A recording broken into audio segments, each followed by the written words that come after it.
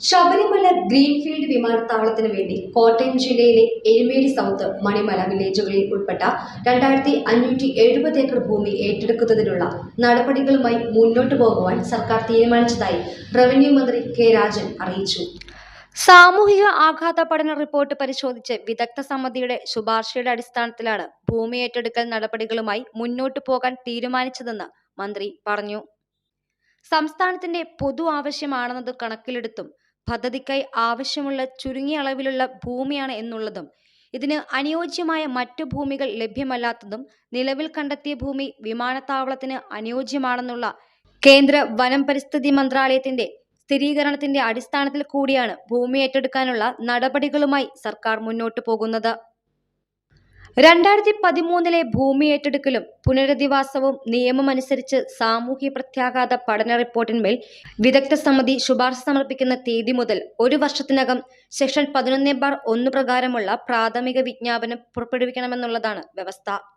ആയതിനായി ഭൂവുടമകളുടെ ഭൂരേഖകൾ പരിശോധിച്ച് ഉറപ്പുവരുത്തണം.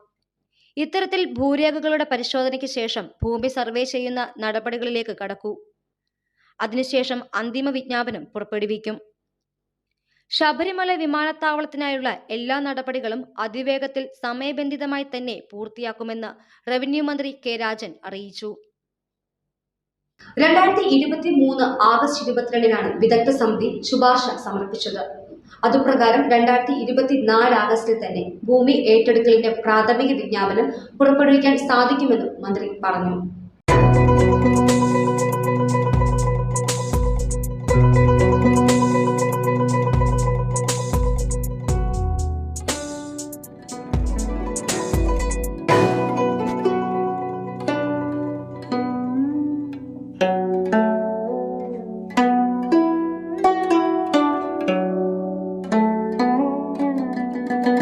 ഇടതുപക്ഷ ജനാധിപത്യ മുന്നണിയുടെ ഇച്ഛാശക്തിയുടെ ഫലമാണ് ഈ വിമാനത്താവളം യാഥാർത്ഥ്യത്തിലേക്ക് നീങ്ങുന്നതെന്നും മന്ത്രി അറിയിച്ചു.